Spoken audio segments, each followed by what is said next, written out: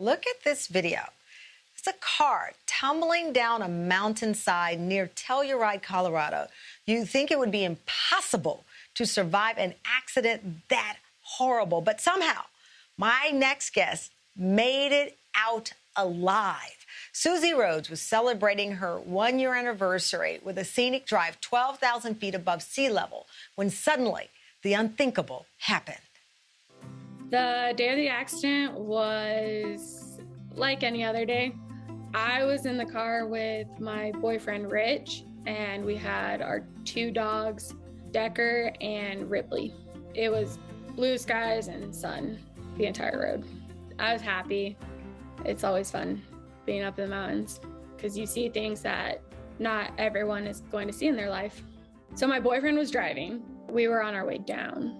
We stopped because the vehicle behind us needed help. My boyfriend got out of the car to help. I was sitting on the passenger side of the car, and I knew something wasn't right when the car started moving forward. I tried jumping out of my door, and I wasn't fast enough. The driver's side tire went off the road first. I was inside the vehicle as it was rolling down the mountain. And I remember being like upside down. It felt like I rolled around 20 times before being ejected. I felt something hit me and I got pushed to the back of the Jeep, and that's how I got ejected. I knew I was paralyzed on sight, so I knew I couldn't walk. I didn't know how bad my body was. I asked God not to let me die on the mountain.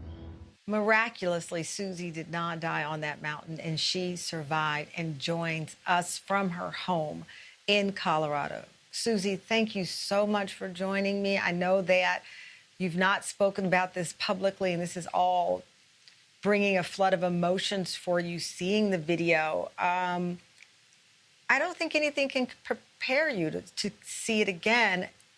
How do you process it, though, right now?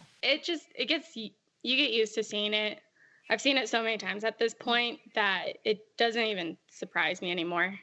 You are better than me, because let me tell you, I don't know if I could look at it, even though you survived the horror, the impact, and what you are now overcoming, as a result of it. You dislocated your hip, your ribs were fractured, and we know that ultimately doctors came to you with the heartbreaking news that you were paralyzed.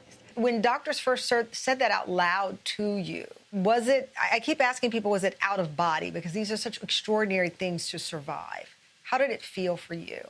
To be told that you're paralyzed was really heartbreaking because it's not something you ever expect to hear, especially like you think that you're just going to get up and walk again. And so being told that you're paralyzed and you weren't going to walk, it's heartbreaking.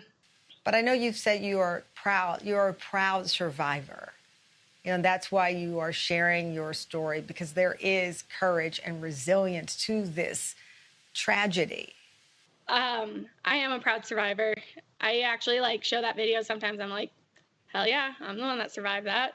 It's just one of those things that it was a life-changing event, but I'm still here. I'm grateful that I'm still here. And you just have to take every day one step at a time. Suzie, do you remember much of what happened? I know that in your video diary you detail the moment the car starts to roll, but is there a blackout moment where you don't recall big chunks of what happened? No, I am lucky enough that I do remember everything start to finish. So it's a kind of blessing and a curse, but I'm happy that I do remember everything. Why are you happy that you remember it? I think not knowing what happens in things like this is scarier than knowing what has happened. I would rather know what has happened to me and what I went through versus not being able to remember. Well, I mean, that is a great, question to ask oneself in these types of situations where they are truly survival stories. Like, how much of it do you want to remember, or do you want to go to the ending, which is I survived it. In this case, you remember it all. Now, you were given, I think it was, what is it, 3% chance of ever walking again, but you never gave up hope. It's been 6 months after the accident, you finally were able to walk again. Describe the moment you took that step. Taking your first step after being told you're never going to walk in is very surreal. You almost can't believe it. And as time goes on, I mean, I get used to like getting up and walking a little bit. But the first initial step was, you almost don't believe it. It's almost just like this weird dream, but in reality. I know your dog Decker was in the car with you as it was going down that mountain. You thought you'd lost your dog forever, but 3 days later, a reunion took place. What happened? Some hikers heard him barking up in the mountains. My dad was looking through some binoculars and spotted him, and we had search and rescue go up and get him.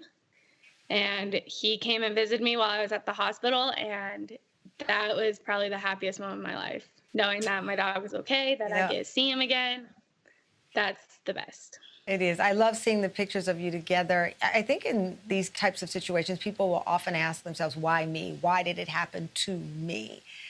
Did you go through any of that? I still do that on a daily basis.